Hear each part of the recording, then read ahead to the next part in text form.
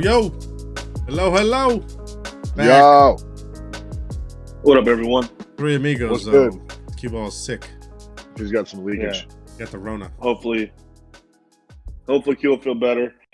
Sorry for the delay, everyone. We've all had our own get through. Life is busy. Canada. We know it. I went to Canada and they didn't have reception, Wow. so I'm blaming it on me. No, we ain't blaming on you. I went to Canada once, literally just hit an airport, so it didn't really count. But I went up there, and every bar I went to that had a TV to watch a game, it was either Toronto Blue Jays replays or hockey. So they don't believe in anything else. Probably mainly hockey, though, if you think about it. Yeah. Oh yeah, Canada's all hockey, and that kind of sounds predictable, like any TV in any store in Canada. 100%, eh? This is episode 6. Dude, we're on two hands now. 6. Look at that. We are on two hands. Wow. Nice background, by the way. Like everyone thinks. I had Boris behind me, but you kind of creeper. It looks like the dude with the bat's trying to hit you. Okay. Yeah. Get him, Johnny. Get him. Yeah, episode 6. Kind of all been busy these last couple of weeks, so that's why the original episode 6 never got up there.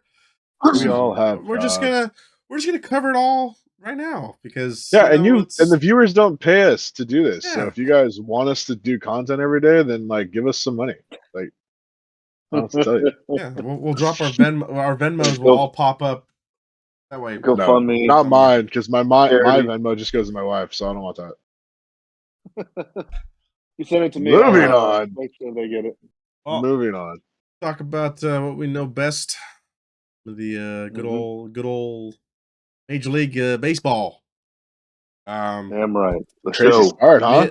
Almost 1 month done. April's almost come and gone, and that's crazy.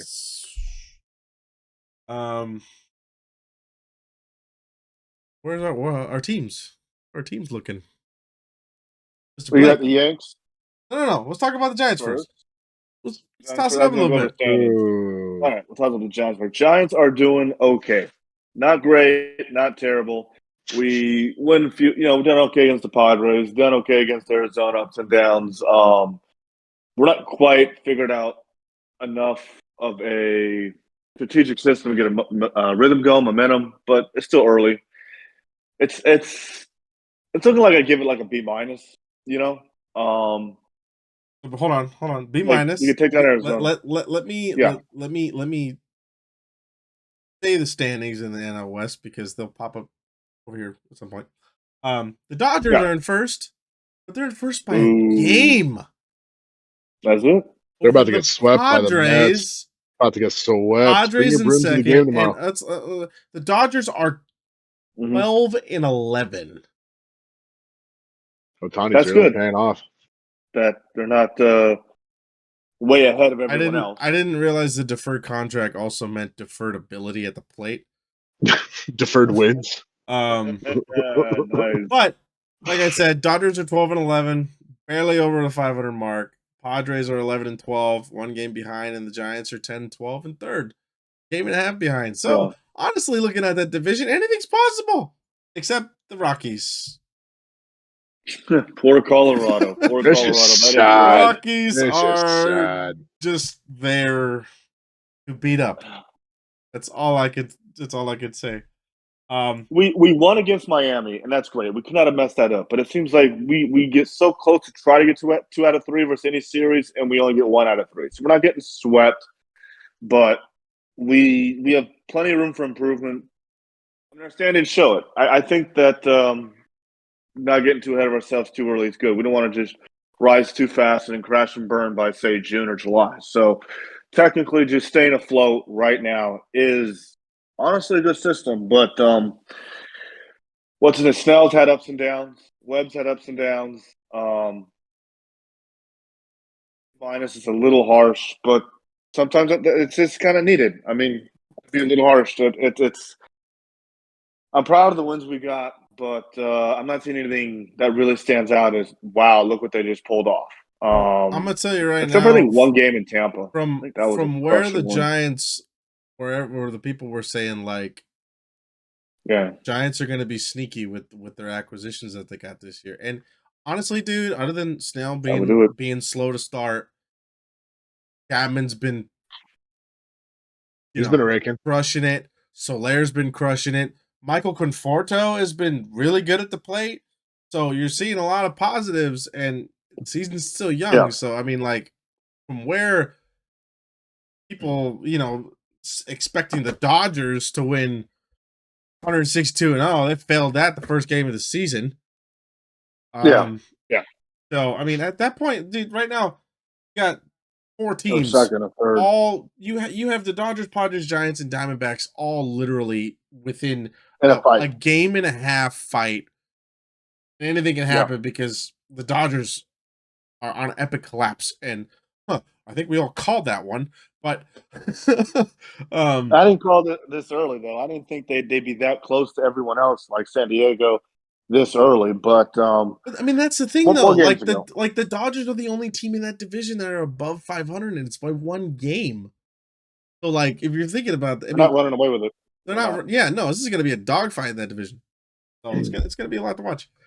So it's April 20th, right? So let's relax for a second. I'll say this on the Giants, and then I want to talk about the Dodgers really quick. Yeah. So I think the Giants are the team, and this is good later on the season, where if one day they get their teeth kicked in, which yesterday they did, I think they lost 17-1. Yeah. I mean, they came back today, so they came back today and they won. They put 7 runs up and did a heck of a job. I think what's going to carry the Giants, and I think Blake, you would agree with me, is the pitching. I think Blake Snell is a concern. That's Giants baseball. I think I'm giving Blake Snell the benefit of the doubt right now for pitching like trash because he really just had no off season, right? Like literally signed, waited a couple of weeks, has already had 3 starts. They haven't been good. Dude did not have spring training, and I think that's very vital to a pitcher. So I'm going to give him a month and a half. Come talk to me in the middle of end of May. Let me know where he's at, see if he's any good quality starts. But outside of that, you got Logan Webb slinging it. You got, is it Harrison? I always get it wrong. The guy who pitched today, Kyle. He's doing good as far as a rookie. At some point, too. At some point, you're gonna. Hicks has been great. That's been a shocker because he's been a pen piece, and he's all of a sudden giving them some depth. So, that's cool. And the Padres are doing their thing. The thing with the Diamondbacks too, Montgomery's looked pretty sharp. I mean, he throws strikes for the most part. The Diamondbacks are having games where they're putting up a lot of runs, and that offense is young. They don't really have somebody that pops off outside of maybe Corbin Carroll, if you want to have that conversation. But they are a surprising team to me. They continue to score runs. They have those games where they put up 15, 16, 17 and jump on you. So I'm not putting them dead to water yet, and they got a lot of good pitchers. No doubt. But I want to talk the Dodgers for a second. So I know we make fun of Ohtani, but Ohtani is batting .359. Okay, he's having a pretty relatively strong start. On the home runs there, no, we think he's got like maybe 3 or 4, but average wise, he's getting on base. He's doing what they need to do. Mookie Betts is doing the same thing. Mookie Betts is batting .356 up top. It's everybody under that. Freddie Freeman's batting .270. Teoscar Hernandez is batting .260. Max Muncy's batting .240. The lower you go in the lineup, the worse it gets, guys. Outman's batting .190. Okay, Daniel. Pages is batting .143. Gavin Lux is batting .153. This gets better and better. Okay. I know all those stats are true. It's great to hear the Dodgers failing. I think that for Mookie Betts, that is successful for him. And I think that third player you mentioned, that fourth player, they're doing okay, and then everyone else is failing. But because Ohtani is Ohtani, for what he's already done just in MLB alone, let alone what he's done in Japan, those Dodger stats for Ohtani is below what his standard should be. So I don't think Ohtani's doing a good job. Where I'm getting I know if you name another player You name any other player that puts up those same numbers Ohtani did, I'm like, oh wow, that's impressive. But this is like the Babe Ruth of baseball. No, I That's agree with you. not Ohtani level If right there. I'm giving someone Stats are 700 stats. million, I want you batting 400 with And then a there's the million money. home runs. Exactly. Totally get that. But what I'm Yeah. getting at is that the and I think we all saw this coming in the offseason. The Dodgers put all this money and all these into pitching, which I think you can have a conversation. Has that really paid off? Yamamoto has had a couple good games, but he's had more terrible games than good games. Glasnow has been relatively good, and outside of that, it has been a hot pile of garbage. They're having to put up a lot of runs to even stay in games. But this lineup has a major flaw, and it's the outfield. They have a great table setter and Mookie Betts. Otani's doing his thing. Freeman has got to show up at some point. 270. He's a 300 hitter. And everybody below that, Muncie's not there yet. Muncie's not the Muncie he used to be. And then you have an outfield right now considering of two rookies, Outman and Andy Pages. That's not flying. Gavin Lux isn't doing anything. You're not getting anything from the second half of your lineup. So now you're putting all of this pressure on Mookie Betts and Shohei Ohtani to get on and get a hit every single at bat. It's not going to happen. These guys are human. They're great all-stars, but they're not going to get hits every single time. Yeah. And pitchers are going to go after him. They're going to attack him because they have no problem facing the rest of that lineup. That's a huge concern. If I'm a Dodger fan, that's a huge concern. The bullpen has been meh. Yamamoto has been meh. Glasnow has been pretty much the only one I'm really excited about. I don't know when I'm going to get back Kershaw. I don't know when I'm going to get Bueller back. And I don't know what that's going to look like.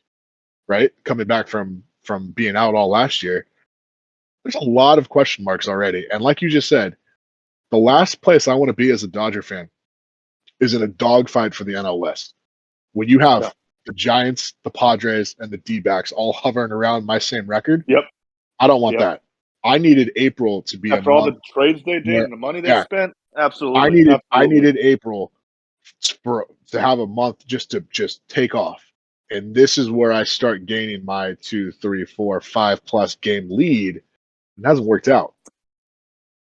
Well, hopefully that because the Dodgers see it's only April, it's going into May, that it's so early in the season, they're not going to put much focus and they keep falling apart. They don't find a solution sooner or later, but they do got plenty of time. Every team here, or almost every team in baseball, have plenty of time. I think the Dodgers need, just like any great team needs, a voice to lead this club, a veteran voice. And I mean, are you gonna expect that out of Mookie Betts or someone like, I don't know. I just and between pitching, good trades, and a leader in the voice, which I don't know who we got, Logan Webb. Hopefully that'll help out for the Giants. Go ahead, David. I think the problem with the start that they've had, and you saying that Mookie Betts and Ohtani are pretty much the head honchos, the only two, of the lineup, and everyone under them are doing what they're doing.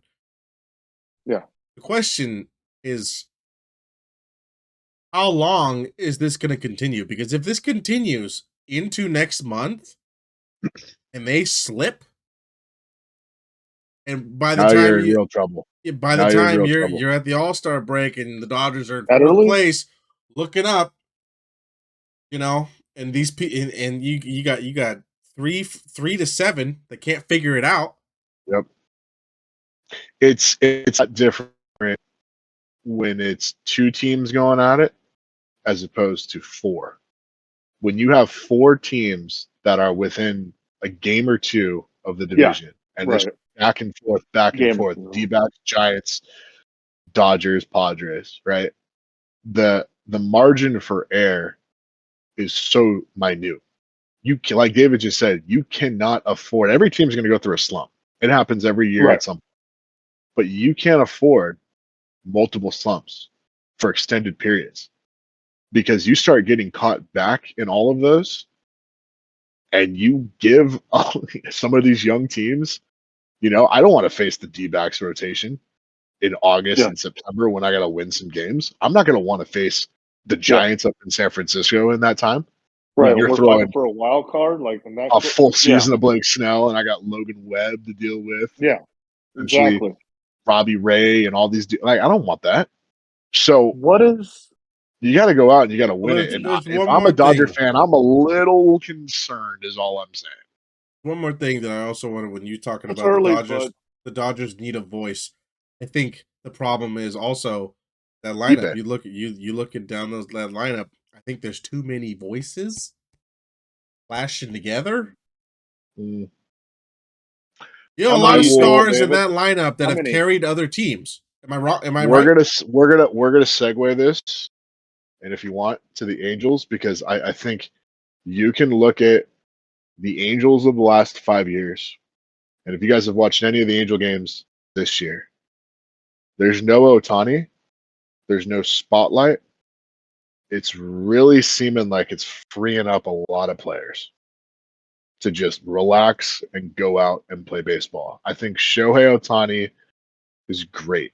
He is a great human being. He is not so great gambler. He's a really good baseball player. Mm-hmm. And I think Agreed. with all of that said, he brings such a attention, such a presence of the outside, such a pressure that it doesn't matter how many all-stars you put in that lineup. Everybody's feeling it.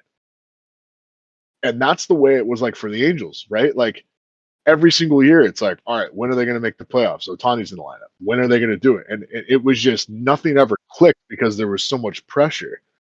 Otani's out. No one's even looking at the Angels. And Mike Trout is an MVP candidate already. Mashing. Dude looks like he's 22 again, stealing bases whenever the heck he wants. He's leading the league in home runs. He's back to being the face of the Angels. What do you mean? That's something that the Dodgers have to figure out because, yeah, you have Shohei Ohtani, but you got everything that comes with Shohei Ohtani. And I think a lot of that is expectations and pressure. And right now, they're trying to figure out how to deal with that. Yeah, that is just the whole thing. Recipe for the biggest collapse ever for the Dodgers. They always choke in the postseason. Now you got the pressure of Ohtani on them. I mean, I'm not going to way ahead of myself, and I'm a hater on the Dodgers, but no, too many voices. How many voices do you think the Dodgers have, David? Because we named the top few. Well, you got Betts, you got Ohtani. Mookie Betts, Ohtani, Freddie Freeman for sure. Yes. You know, I mean, if Teoscar Hernandez, even for Kershaw. him playing in Seattle, what did Seattle have? They had Julio Rodriguez, right? Yeah, I mean, he's still a vet. Yeah. If it doesn't work and it's June and the Dodgers are in a dogfight, are you really going to get rid of Dave Roberts, who's done so much for the Dodgers already? Are you really going to get rid of a pitching coach? You're not going to get rid of available? the coaching. No, you're not going to get rid of the coaching unless there is a significant issue.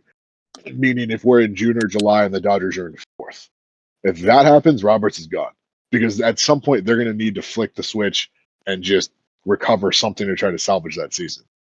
I think there's too many voices. I think there's just too many voices.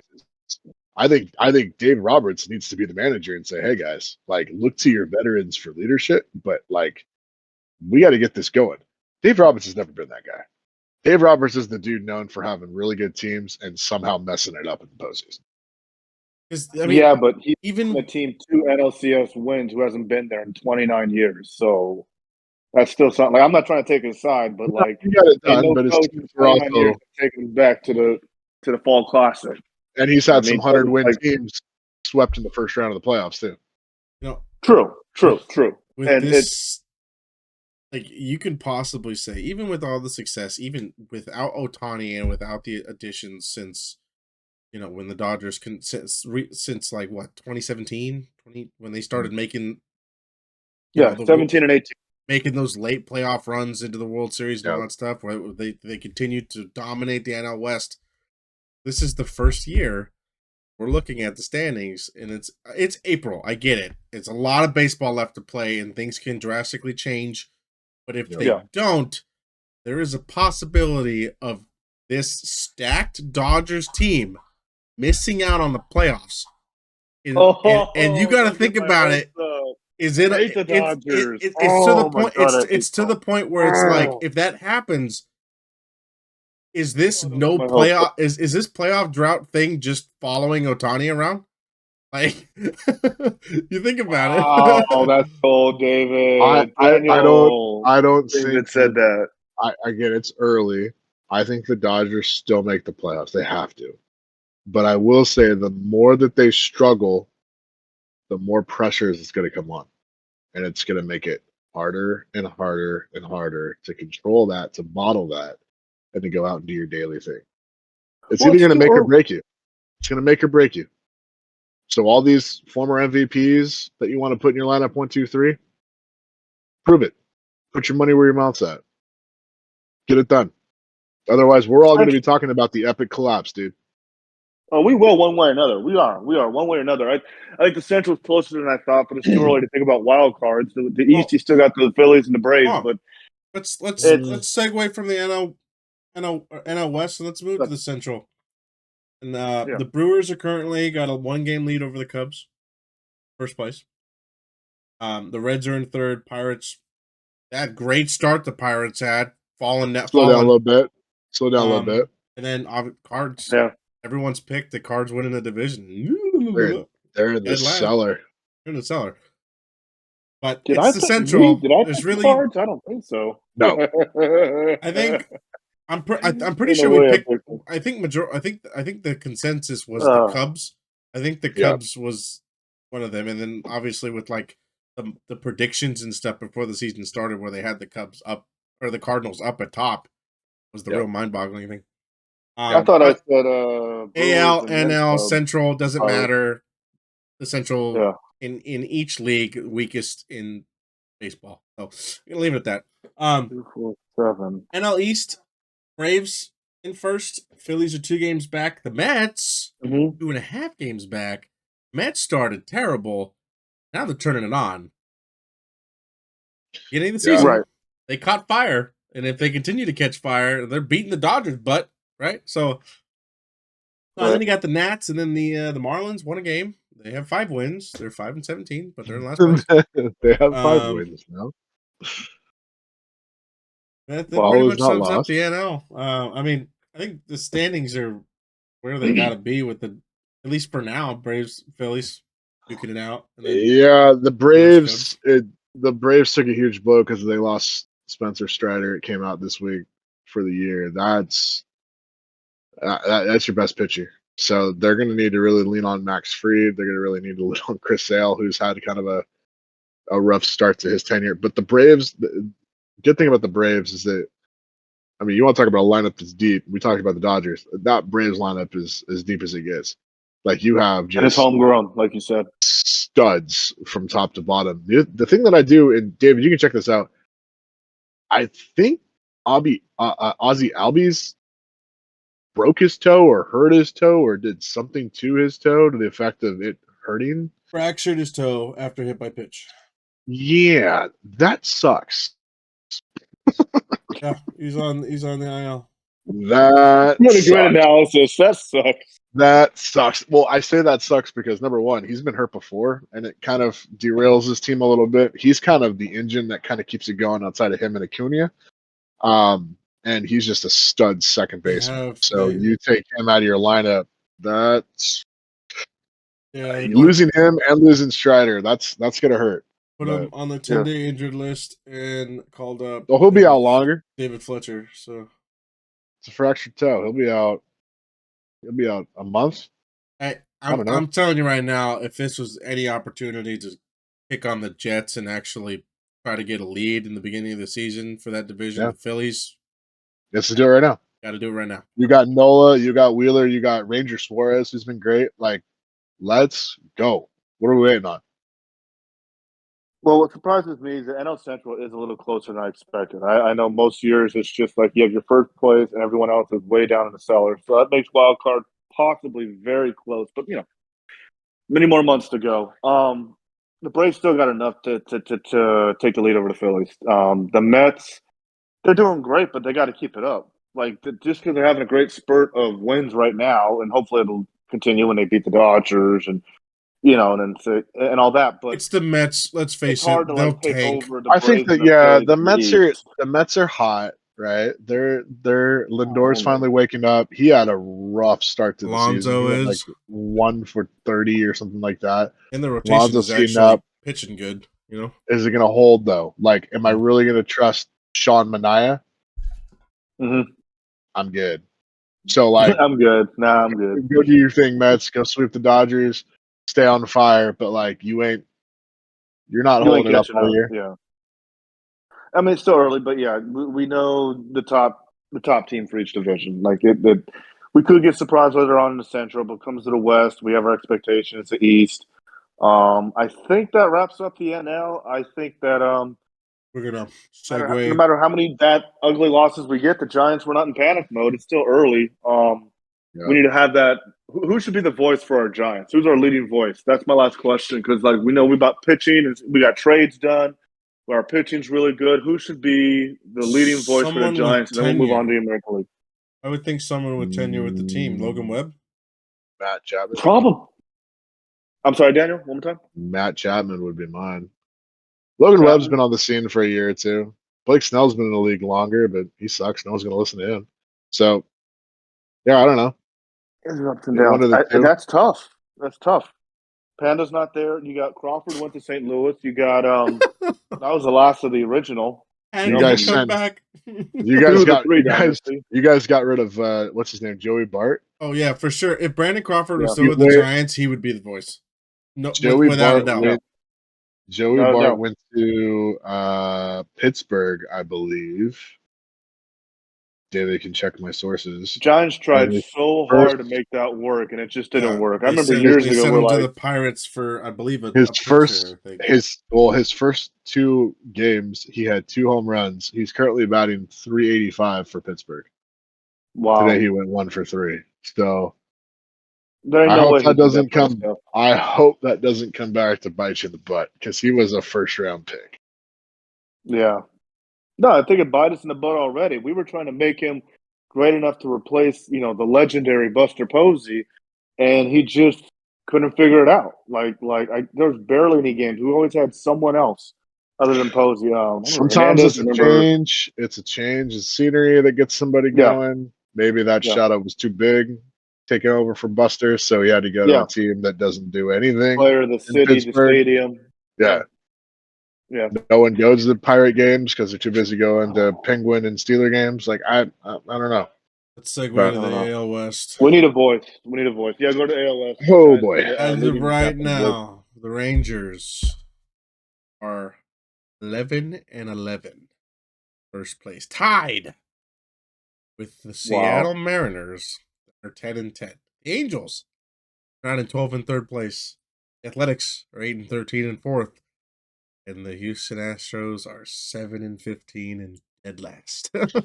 All right, so I have a lot to say. I have a lot to say here. Okay, I'm going to start with this, and I was wrong at the beginning of the year, and I will correct myself right now with this statement. The AL West, as of this second, as of this year so far, the worst division in baseball by far. I put the AL Central ahead. You have 3 teams, I think, in the Central that would be in first place right now if they were in the AL West. The Houston Astros are on offer up right now trying to figure out starting pitching. They are just losing dudes left and right. Hey, that one guy, Blanco, caught fire in 2 games. He threw a no-hitter. He's had a couple good starts. Let's go a whole season and then talk to me.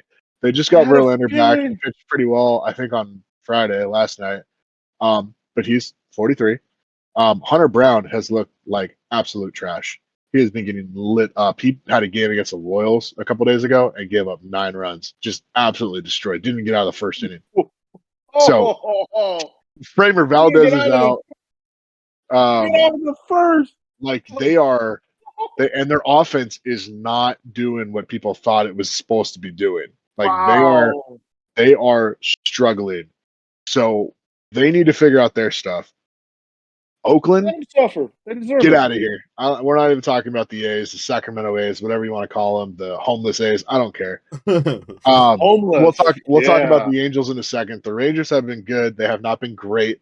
They're kind of dealing with the same thing. They're trying to get Scherzer back soon. They got DeGrom coming back at the end of the year. And Valdi's been doing his thing. Their big thing is pitching and pen. Their offense has been killer. They got a lot of young guys, dude. Wyatt Langford is just a beast. I don't know where they're churning these guys out of. They lost Josh Jung. He broke his wrist, and everyone thought the world was ending. And then they just pull up another rookie, and he starts being good. So it's stupid. Simeon's good. Seager's good. The Mariners, I'm sorry. I've seen this way too many times. You're on a 4-game win streak. Great. You're tied for first. Fantastic. Guess what? When August comes, it seems like the air just gets sucked out of your locker room. You forget how to breathe. You forget how to do basic functions. And then you miss the playoffs. So unless A-Rod and Ken Griffey Jr. are coming out of retirement, you ain't doing anything this year either. The Angels. Let's talk about them.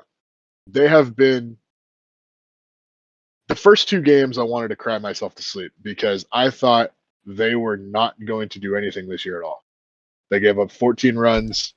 I think it was 14 runs to Baltimore in back-to-back games. Opening day momentum just crashed.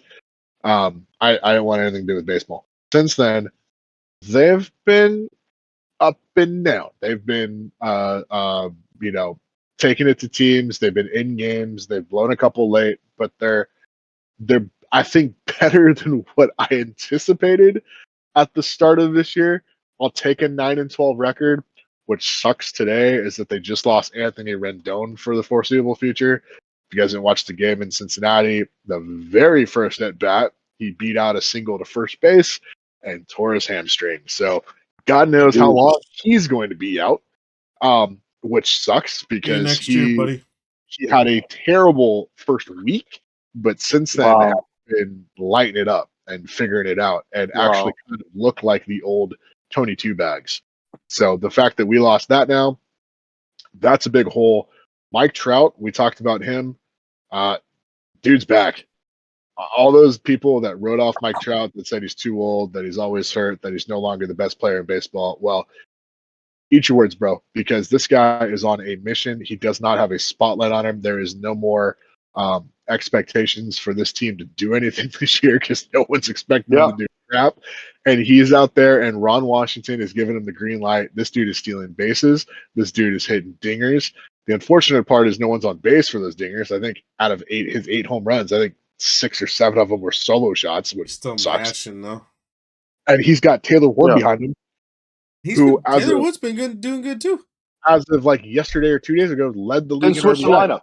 Just switch the lineup. Put Ward before Trout, right? You got them two. You got Miguel Sano, who lost 3,000 pounds and now looks like Thor from the Dominican Republic and is just raking, hitting 300. So that's a plus. The Angels issue is what it's always been. It's starting pitching. It's the pitching and the bullpen. These pieces that they got. Unfortunately, we got the news that the biggest acquisition they spent, Robert Stevenson, was out with a shoulder injury. His first rehab game, he got pulled. Why? Needed Tommy John, blew out his arm. So now that's $10 million that we're wasting this year. So that blow kind of sucked. But some of these pens. Imagine if we had that money. Oh, you do. Trust me, you do. Spent it on Arson Judge and all those other guys. But it's can the Angels figure out this whole pitching thing? And they're showing glimpses. I mean, like if we won the lottery. Reed Petmers is arguably one of the top pitchers in baseball right now. He's just figured it out. He's got 4 pitches that are just killing it. Griffin Canyon is doing the complete opposite. He's pretty much throwing BP practice out there. Sandoval's doing the same thing. So they need some dudes to step up, or they need to go out and get some help. But I'm okay with where the Angels are at because I had a fear and an expectation that the Rangers were absolutely going to just come out of the gate on fire and just take over. And it's nice to see the 2 teams that I thought were far and above better than my team, one be 2 games behind us in the Astros, and the Rangers are a game. Like 3.5. so if I'm in a division where it's kind of the opposite of the NL West in a sense of like everybody kind of just, what's the word, sucks. Like I think mediocre. I think everyone's expectation was the Rangers and the Astros beating the crap out of each other to the end. And I'm okay with that because the AL Central's like that 9 times out of 10 every single year. And I know we're going to talk about them in a second. But what's the cool thing about the AL Central is that usually when the playoffs come around, it's a different team every year. It's the Twins one year. It's the Indians the next. The Royals get on a streak and they start breaking records and they make it. Like, I'd rather be in a crappy division and have a legit chance to do something and just backdoor into the playoffs, and you never know, catch fire, and the rest is history. Than be in a division that's dominated by one team, which the AL West has been for a long time. The Astros have dominated this division, and up until the last year or two, the Rangers have done the same for way too long, way too many years. First off, that was a great analysis of the AL West, Daniel. Really, congratulations. That was really well put out, well thought out. I wrote it myself. I know. I love that team. Real quick, I had this feeling that we had a Texan war with the Rangers and the Astros and the ALCS, and I knew that was like the end. No matter who won that series in the ALCS, and no matter what happened in the World Series, no matter what team went to the World Series, this is the last we're going to see of Texas. And look at the Astros in last place. I think the Rangers will fall. The A's are a mess. I truly think if the Angels just find a system, figure it out, be patient, obviously, slow down the win. I honestly think it's going to be the Angels and the Mariners fighting it out. I know you said the Mariners are going to choke, and I get it. They went to the playoffs once in the last 22 decades or 2.5 decades, quarter of a century. I think that it's still early, but I'm willing to bet that with the A's mess and the fall of Texas after that war last year, I think the Angels will get a close victory over the Mariners. And I'm not going to make predictions on who wins the West, but I think those are your top two for the AL West. So here's something I think Texas era is finally done. Something to think about too, right? Is that we talked about where our teams lied when it came to the first week or two of the schedule and strength of schedule, and we went back and forth as far as what team was the best, obvious, or which one had the hardest, right? I think when you look at the Angels, a lot of their teams that they're playing are either doing relatively good or obviously made the playoffs last year and have expectations of making it this year. They still end out this season with the Orioles, the Phillies, the Twins, right? So they have some competition. But if they can weather the storm and be a 500 team, above 500. May starts out, we're talking the Guardians, the Pirates, the Royals, the Cardinals. Then you have the Rangers and the Astros. It gets a little tough right there. But maybe it'll be tough for them. Those weeks right there, I know, we'll talk about the Royals in a second, but the Pirates and the Cardinals and the Indians potentially, you can get some momentum there. That's not as difficult. You can maybe start getting some separation between these other teams. The fact that you don't play a team in the AL West until Friday, May 17th is when you go to Texas. You played a month and a half before playing an actual team in your division. Kind of crazy. But I don't know, man. I look at that as an Angel fan, and I'd say, man, if we can just get to May either at or above 500, I feel a lot better than what I did beginning of the year. Yeah, I agree with your assessment on the. Nobody, I don't think any of us, like I stated, we thought we all thought that this was going to be a slugfest between the Rangers and the Astros. Looking at not me. Looking at the standings for the West right now, it's just how is this just even? Fest. This division is so up, yeah. It can go. It's so lopsided. It can go multiple ways early, and it's kind of like touching on the NL West right now. Mm-hmm. So, moving on to the Central, Guardians in first place with the best record in baseball, 15-6. Dude, Cleveland. Who would have thought? The Royals are 13-8. Second place. They're fuego, man. The Tigers, they are fuego. Saw that coming. The Tigers are 11-10 in third, so Tigers have kind of fallen off, so they're hot start. Twins, right? But y'all didn't pick 7-12. Where's that collapse? They're 7 games back already. Then you want to talk about a collapse? Talk about the White Sox. White Sox, they're 13-7. They're 3-17. They can't even win a fourth game. So not so white anymore. We kind of saw the Guardians take off in the beginning, right? They kind of kept that lead and kept it going for a while. But the Royals, they snuck up out of nowhere, and they're playing some pretty good ball right now. So, they played pretty good in preseason when my Giants beat them. We didn't crush them. We got some close wins, but I think Cleveland's a surprise. Detroit, we'll see. They could sink or fall. Cleveland is We'll a see. surprise because they lost Shane Bieber. They lost their ace. Right. And they are still riding the lightning. That's what surprises me is that they lost him, but they lost him early. They lost him 2 starts into the season. And I think when you lose your ace like that, normally 9 times out of 10, it's going to take a drastic hit on your team. And they haven't skipped a beat. Like they're just like pitching well, winning close games. Bullpen especially is kind of just getting it done.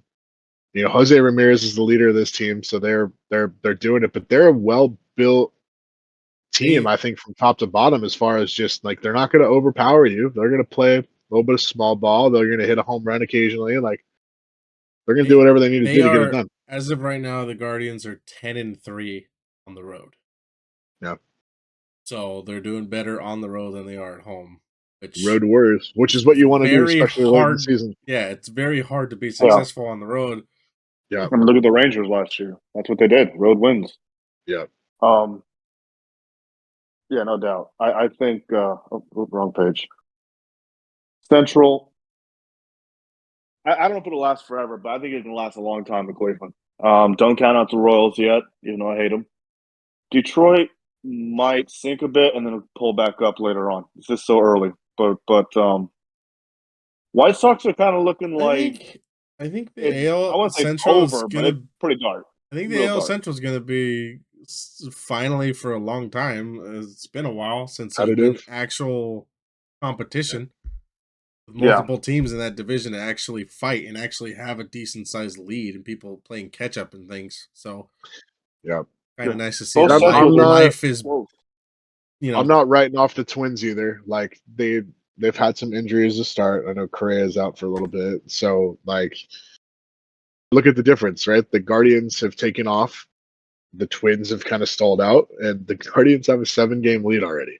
Like that's what I'm talking about. It takes 1 or 2 teams to get off to a hot start. And if you're one of those teams that get a little bit sluggish, you're looking up the entire season. Well, that's another thing to think about too, is that if they continue to play like this, that 7-game lead turns into 20 plus, and then you're really in hot water and you have to do nothing but win.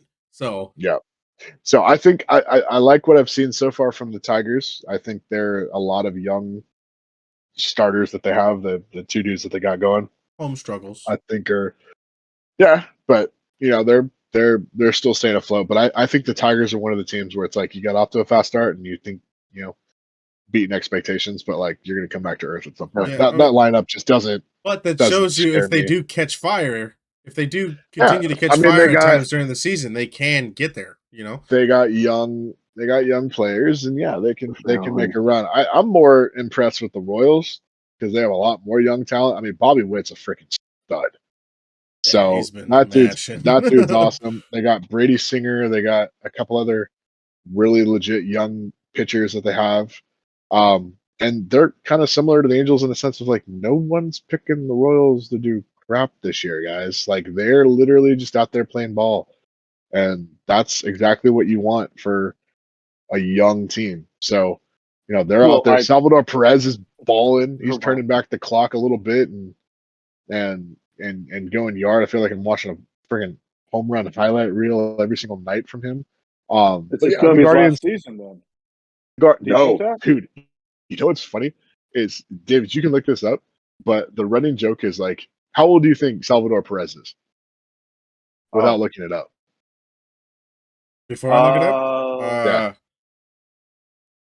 38. Probably around my age, yeah. He's like 32. Is he really?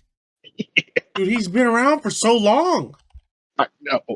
2014 was a decade ago. Look him up, dude. See how old he is. Wow. He's 33. He was born in 1990. Dude. That's crazy. That's nuts. I looked that up and I thought he looks old. I thought he was pushing 40. I was like, this dude's been in the league for 20 years. Like, he's getting ready to retire. No, dude. He's got 8 years at least. as DH. 7 or 8 years of just still swinging the stick if he wants to. That's crazy. That was pretty nuts. Wow. But yeah, I mean, Guardians right now, I think you gotta give them their flowers. I think they're the ones that are on fire. Oh. They're the ones that keep it going. But I don't. Yeah. If I'm picking a team not to sleep on, it's the Royals.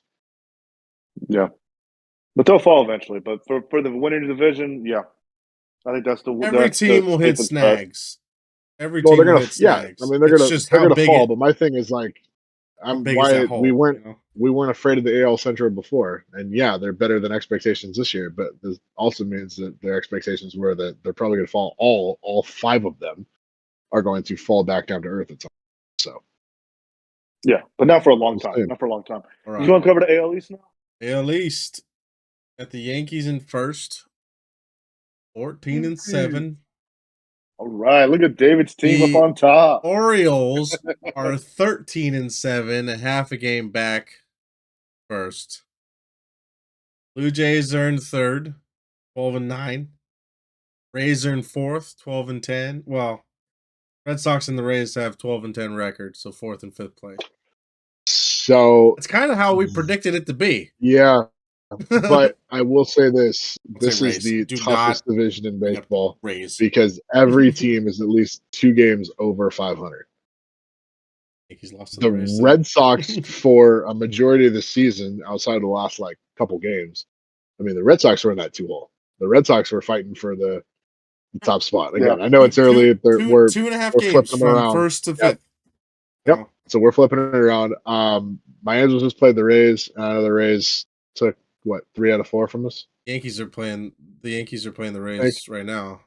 Or maybe we split it. 2 out of 3 versus us as well. Maybe we split it. Maybe we took 2 and 2. Anyway, what I saw from the Rays is that they're scrappy. So they're, if it's a close game, they're in it. But their pen sucks. They need some help, especially on the pitching front. So I don't feel as confident as I unpredictable. This guy. That dude is all over the place. He even will tell you. It'll be on Friday too. I want to bring this up. The Red Sox have actually been, I think, doing a lot better than people's expectations. They haven't had Rafael Devers for a lot of these games too, but somehow they're still figuring it out. I think Tyler solid. Yeah, it has. Tyler O'Neill's been mashing open, too. But he's been mashing. They need to drug test him. The Blue Jays, they're a surprise team, man. They keep just hanging in there and doing their things, and it's fine. But at the end of the day, man, it's a lot tighter than I thought it was going to be. And I'm logic tells you that there's going to be some separation in the pack here. But this is the Yankees and the Orioles division. Let's just be real. The Yankees are the ones that have all the money, that have all the free agents, that have all the veterans, that are just trying to piece it together. And hopefully they get Garrett Cole back. I know right now, rotation-wise, they're kind of just trying to get through it and hold off the storm until they get it. And when you get Garrett Cole back, you're hoping that you get your ace that you can throw out there every 5 days and win a game. So if they can hold that, I think Juan Soto's been a freaking stud. I think he's just absolutely crazy. Aaron Judge needs to get it going. Yeah, he's batting 181 right now. He's complete opposite. So Aaron Judge, you are making the most money on this team. You need to wake up, and you need to do it soon.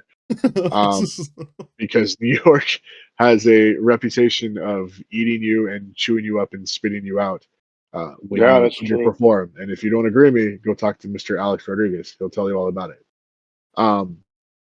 So if you guys can weather the storm, I think it'll be good. But man, these Orioles, that's a good team, man. I mean, they just called up Holiday. They called up Holiday, and Holiday sucks. He's gotten 1 hit. He's 1 for 25, I think. Get it going. So they may or may not send him down. People will get it going, and I think when he does, that'll jumpstart him even more. He was the number 1 prospect in baseball, wasn't he? Yeah, but right now, Gunnar Henderson, I think, is probably their best offensive player right now. He's just going crazy. And Corbin Burns is doing Corbin Burns things. And that was, I think, the big difference maker is that, last year they made the playoffs and they didn't have an ace. They didn't have that number 1 guy they throw out there. You got that now in Corbin Burns. You have that guy that can go up against a Garrett Cole and go pound for pound.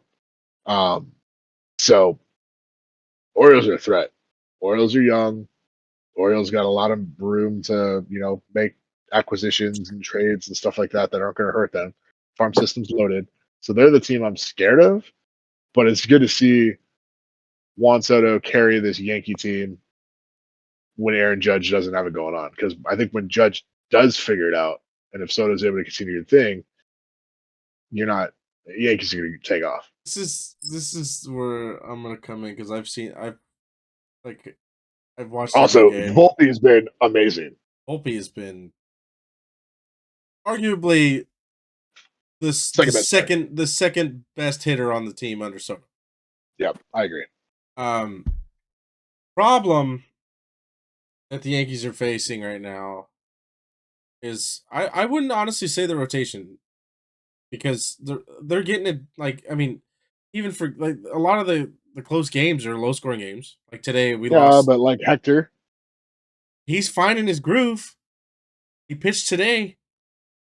He gave up a run, gave up a couple hits, and walked. Did he do the fake? Oh yeah, no, his nasty Weird Al Yankovic moves are back.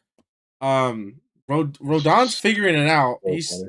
He's got good starts and he's got more good than bad. So I saw him hit 97, 98 too with the fastball. He's got his velocity. His walk rate is up very high. Yeah. Stroman's been good. He's been holding down was what he's supposed to do. Clark Schmidt has been lights out. His K rate on his sweeper is insane. Like he carries scoreless games all the way to the 6th and 7th, and maybe gives up a run or two that late. Defensive problems is one big thing the Yankees are dealing with right now, and it all stems from Gleyber Torres. I don't know what's wrong with him, but and he starts to double play him and Rizzo, to be honest with you. And you think of Rizzo, Gold Glove, you know what I mean? He's got Gold Glove caliber defense. Hasn't been showing it this year. Gleyber Torres has been horrendous. Lot of errors, and there's been talk in Yankee land about trading Gleyber Torres, which obviously bring up Oswaldo Perez. Fill that void. And put him at second. Yeah. Is he up right now or no? He's still in the minors. He's in the minors. Okay. They have Oswaldo Cabrera up because DJ LeMahieu's on. That's right. And then another thing, this is the last thing, is that when the Yankees offense is clicking, they click. Everyone's mashing. But when no one is clicking, that lineup like today's the Rays won 2-0 in extras. It was 0-0 going into extras. Those types of games, and a lot of the games that we've lost the Yankees were not scoring runs. The lineup just goes cold. And you're watching these games going like, what is going on? You guys just whoop. You opened up a can of whoop butt yesterday, and then today you're just ice cold fell on your face. You know what I mean? like it's so. And luckily, one game they don't space it out. They don't save any runs for tomorrow, and then the next day they're like, "Well, we already just did great yesterday." And the next day they're like, "It's like that's the thing though, because like it's one of the it's you from the start of the season up until now. It's like you saw the patience at the plate, like the patience at the plate with getting on base and producing runs that way, especially in the Houston series and leading up.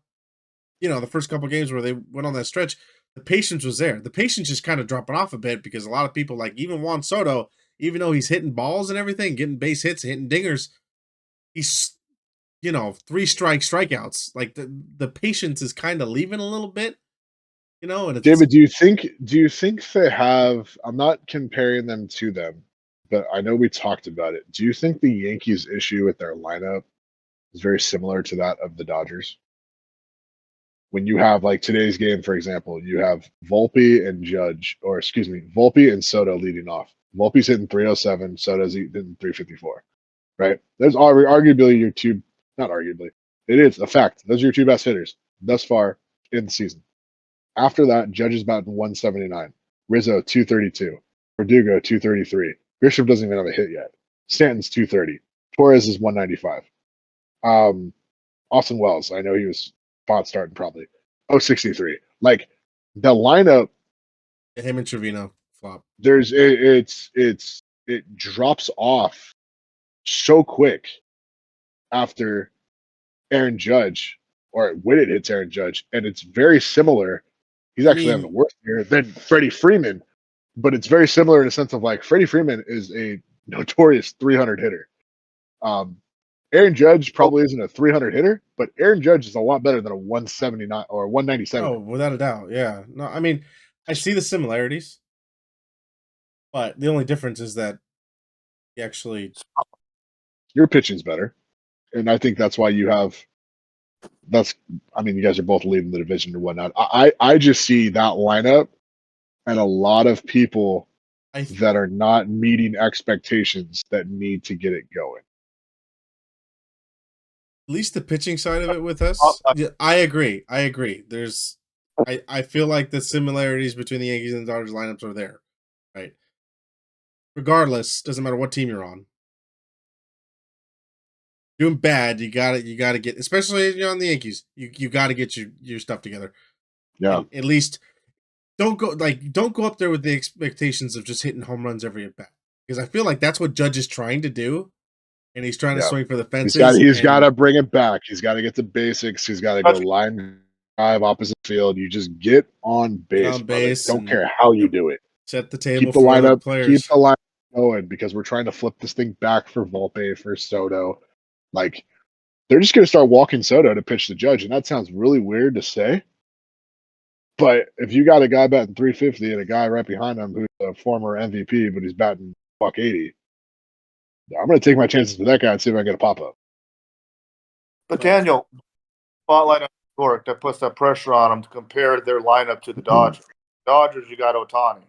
I mean, both teams got more money. Ohtani. Yeah. I mean, if you think about it, like before Soto, Judge was the guy, right? Yeah. And now since Soto is on the Yankees, Soto's kind of taking that over this year. It's taking it over, and Judge is kind of on the back burner, and people aren't giving Judge too much of, hey, get it together. Yeah. You know? I think it's the wave. David, you can answer this better, but I think the pressure is different. I think when we talk the Ohtani situation, deferred pressure, that's collectively, I think, as an organization. You bring in a new guy like Ohtani, everyone's like, all right, I got to step my game up. And that's how it kind of just gets, I think, clouded and just tight, right? When we go to New York, I think it's an individual basis over there, because, they're so used to just signing these big name free agents and having them come in. Like, New York, if you are not succeeding in Yankee Stadium, those fans will rain down on you. Yeah. The manager doesn't have to say anything. It's pretty much like every player for himself, essentially. I mean, you guys are collectively a team, but like, you're not doing good, you're going to hear it. And you're not going to hear it from anybody else outside the fans. Like they will let you know every second of every game. Stanton. Yeah. Every year he's been here, it's just nothing but raining down of booze. Yeah. So, there's not a damn thing you can do about it outside of picking it up. You're both correct, and you know the Yanks better than I do. I just don't think that's a new center of attention. I think that pressure won't hurt the Yanks. It'll help motivate them to rise. But that type of pressure that now the Dodgers have, that beyond spending that's money, a different pressure. I think that pressure is more toxic. Just seeing what it did to the Angels the last 5 years, and I know it's not true. The Angels have had probably 5 years, whatever. But this year, I'm looking at a free team, and I'm looking at the Dodgers, and they got a lot of guys, especially young guys, who are pressing, and that pressure can take over a entire lineup, right? And have people start choking. Whereas with the Yankees, it's more or less like on Aaron Judge, right? Soto's doing great. He's the captain. Volpe's doing great. Yeah, Judge is like, Judge is, well, I mean, he's got the captain title, so technically speaking, even though Soto is kind of basking in the rays of sunshine in New York right now, Judge is still head honcho. He's got to get his act together. I mean, they all do. That lineup needs to get deeper. End of story. You cannot just have your top two players, 1-2. Like baseball is a team sport. Like, you need depth. Everyone needs a role 1 through 9. You got to turn that lineup right back around. And batting 195 or whatever it is that Torres and Judge are hitting, it's right.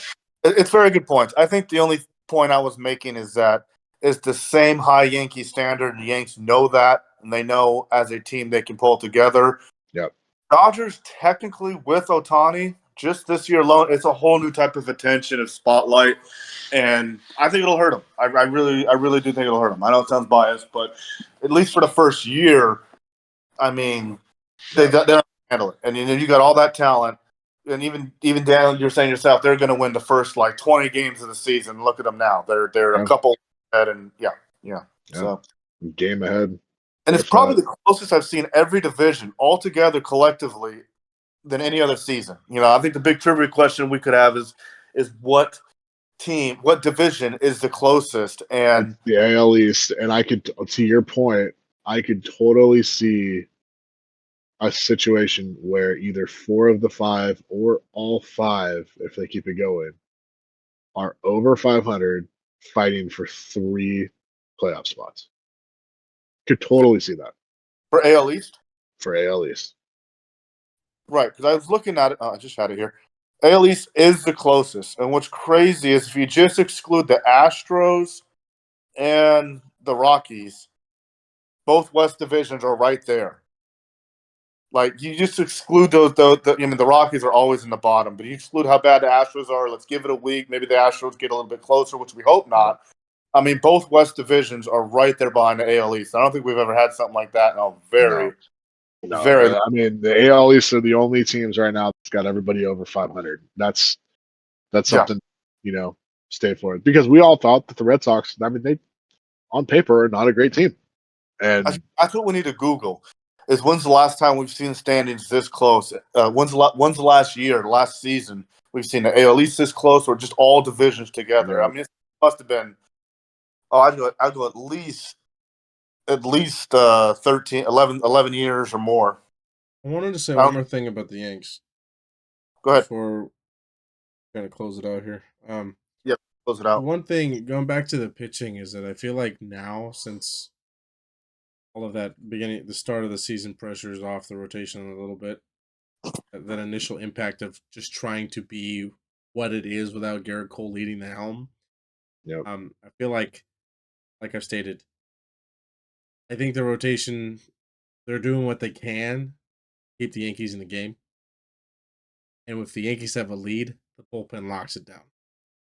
And I think that's always been a Yankee strong suit, is that bullpen nails the coffin shut on leads. Did you guys lose the Waziga for the year? Good old TJ. Yeah, it's gonna hurt. Oh, these pitching injuries, man, it's crazy. And then it's stupid. That's what it is. Going back on that, it's like if you don't score runs, you're not gonna win games. Yep. So fundamental 101. And if you're depending on 2 guys to get it done for you every single night, need the whole. It's not going to happen. And you don't even need them to be. The best teams. The best teams when you roll up to the park and you say, "All right, who's going to be the hero tonight?" When you have a team and you're like, "All right, Soto, do your thing tonight." There's 8 other dudes in that lineup. So Soto's not getting 27 at bats. So we need to step it up here, and that's a flaw I think the Yankees have in a sense of, we talked about it. They are first. a very top heavy team when it comes to their main focus is power, and they really don't have a lot of contact hitters. I think this year more than past seasons. Yes, I think Volpe is a surprise as a contact hitter. If Verdugo can start hitting, but Verdugo's trying to aim for home runs. That short porch is looking mighty sweet. So Verdugo's doing that. Judge is doing that. Stanton always does that. Rizzo's doing that. Like, that's half your lineup right there. So dial it back. Who's our big boppers, and who's our guys to just get on base? I'm waiting for everyone to be hitting in the green here. Okay, so I just it's April Looking out for my 20th. boy Davo. That's all I'm doing. April Just looking out for 20th. Davo. They still got a lead in the East, and I hope they keep it going. That's right. But the Baltimore Orioles are knocking on that door. Yeah. So Don't give them opportunity, man. They'll take it. And they'll right. run with it. The Orioles will put you 10, 15 games back if you fall asleep at the wheel. We kind of honestly the three topics that we just kind of mashed into one. Baseball. Cool. I do want to talk about the the overview of the NFL draft being on the 25th through 25th through 27th, right? I believe. Yes, sir. 2 days. Next week will be a majority NFL draft Recap on what just a recap of the whole thing. Yep. Hopefully we'll have Q back. Stop being sick. Get him Rest some up, NyQuil. man. Get him some earplugs. Keep it all in. Yeah, before we go to trivia, anything else? Rush the old. I know that you said the draft's on the 25th, but shout out to the wife. I got 10-year wedding anniversary on the 25th. So I'll do my homework for you.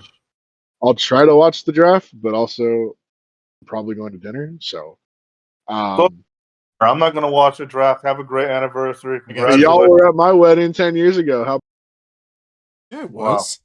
That was fun. I was kind of your best man. That's what I said.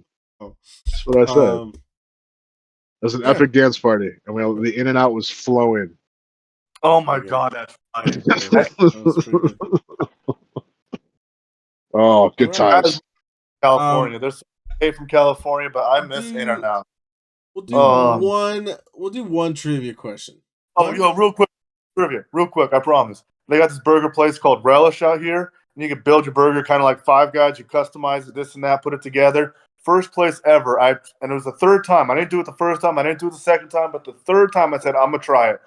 And I build your burger right, and I put peanut butter and jelly on a cheeseburger. It was amazing. You really gotta try it out. It's really good. I swear. You gonna make a cheeseburger, peanut butter and jelly. I'm not kidding. What's wrong with just peanut butter and jelly on a peanut butter and jelly sandwich? Why are you trying to? Not hating on that. That fundamental 101. Why are you colliding worlds? Bro, I don't like that. Don't ruin Uncrustables for me. I was like, my onions. I do my this and that. Right. Your cheeseburger. You build it up. Screw you, Kyle. Totally worth it. Let me judge you really quick. Let me judge you. Did you use strawberry jam or grape? I think they only had one flavor, and it was strawberry. Okay. Good. Strawberry's pretty default now. Yeah. You know what's funny is when we were kids, it was all grape. All we had was grape, and I could not do strawberry. Like all I did was grape, and I don't know what happened. I don't know how old I was. Now we can't do grape. I can't do grape. I can't do grape either. I cannot do grape. Strawberry or bust. Wow. Yeah. Something triggered. Something happened. Yeah. All right. Just dropped as a child or something. One trivia question. Yeah, that apricot jelly. That was weird. Do you have a scoreboard yet of who's winning in trivia? I would like my.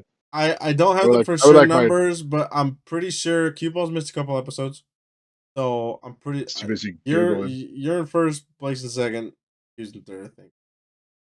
Yeah. All right, let's keep it going. Mine's been on Red trivia question. One trivia question. Gaming. Yeah. Question. Hold on. Let me get Google. Oh. No Google. Good question. Question. Of the sluggers with more than 600 career home runs, who is the only one to never win an MVP award? Barry Bonds. All right. How many home runs and never win an MVP? Over 600? Sluggers with more than 600 career home runs to never win an MVP. Hey, Aaron. What is 600? He wrote no. Sammy Sosa. McGuire. He doesn't have 600. Griffey? Clemente.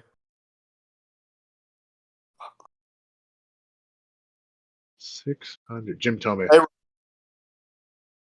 Jim Who? Tomei, highest MVP finish with 4th place I'm never gonna get one right. in 2003. He just used to bash, and that was his problem.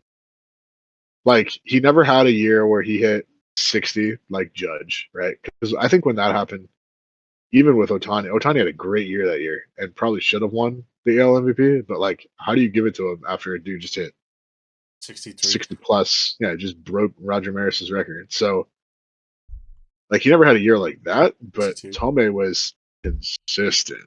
Like, dude hit 40 plus homers each season. 40 plus every year. Yeah, so I could see that. Let me look up his thing real quick. Actually, I want to know. Hold on. Let's see. James Tomei. Jim Tomei. Jim a tomato. I don't know why, but the word Jim made me think of this really quick. So I'll put this out there, and this is probably one thing that me and Blake will disagree on, baseball wise, for the rest of our lives. Greatest catch in the history of baseball. Blake will probably tell you it was the Willie Mays over the shoulder. No, I got another. Go ahead. I will tell you it's the Jim Edmonds catch in Kansas City when he was on the California Angels. It's gonna pop up over here at some point. What is that catch? Oh, it's gonna pop up over here. This Question literally right here. So here's why, and I will give you the floor, and you can try to persuade me, but you're not gonna do it.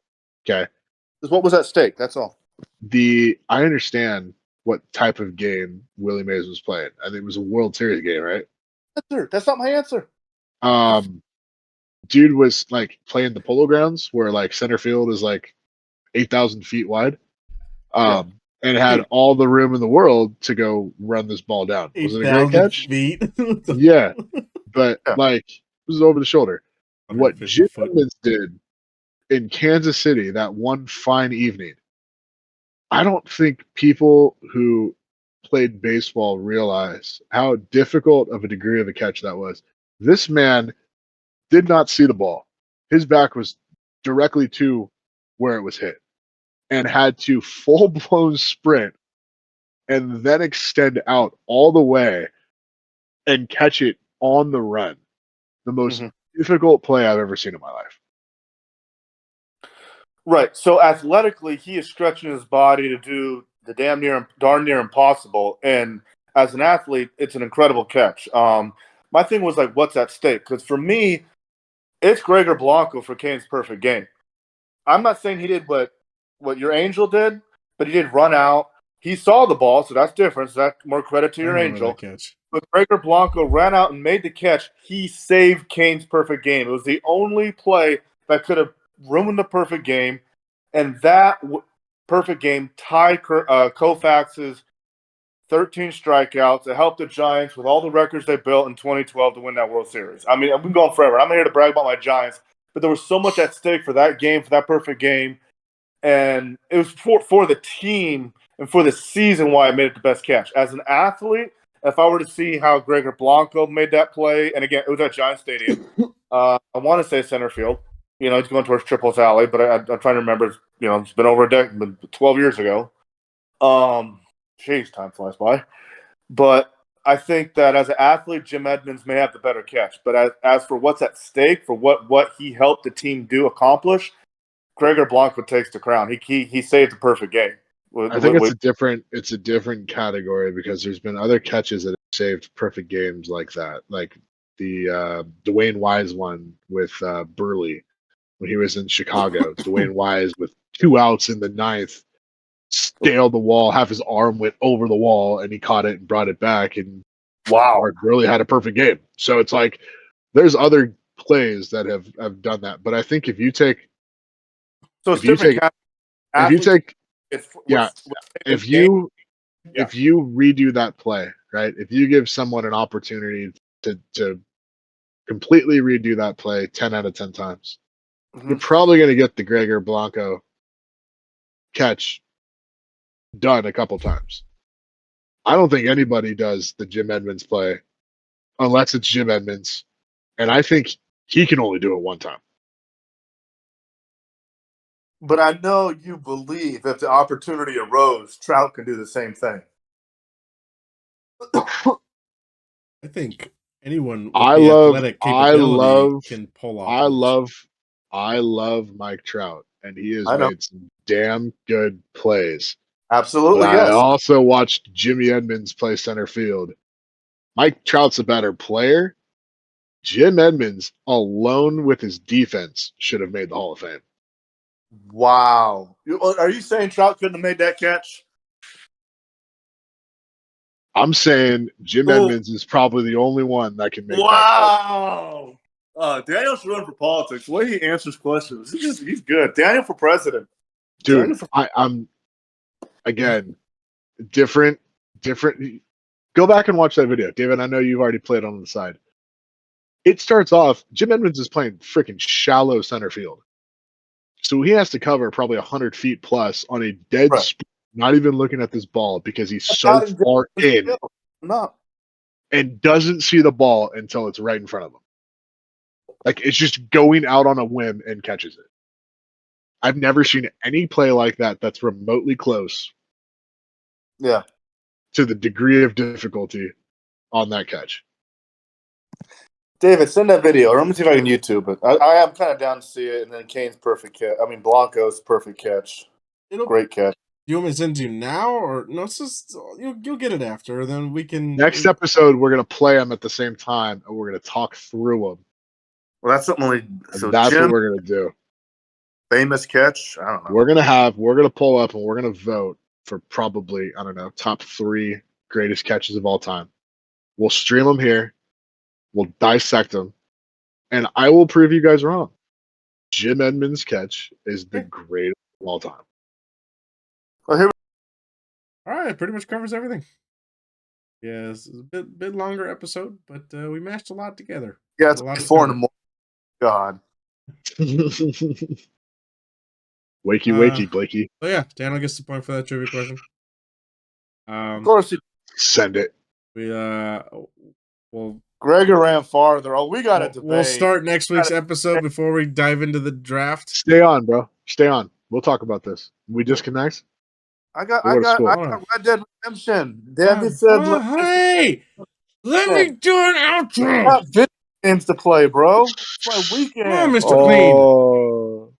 What is wrong? Hang on. Let me see. Let me see how much feet Blanco covers on this catch. Hey, just David. You're gonna have to mute David. Mr. I'm Trump. the captain. You're gonna have to mute Mr. Trump.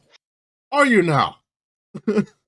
Yeah, I'm the captain now. Hey, right now. Hold on. You were the captain for the first hour of the show. Now it's my turn. How about no? All right, both eyes on the ball, but I think Blanco covered more ground, and he laid out as well. We got a debate for next week on Blanco versus Edmonds. I've seen kids in Little League make that Blanco catch. No, stop. I want to hear it. Stop. We are an hour and 20 minutes into this recording. Please don't find us or whatever, or find us because I was playing on YouTube about the baseball or whatever, and music. It didn't get picked up. You're fine. You're fine. Okay. There was no music playing. This was episode 6. Next week, episode 7, we will start. We will not go into anything baseball related. The only thing we're going to be talking about are these catching rankings, and we're going straight into the NFL draft.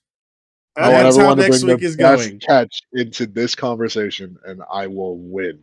And we will go over this more next week, but the next episode after is going to be a trivia game show that we were going to put together.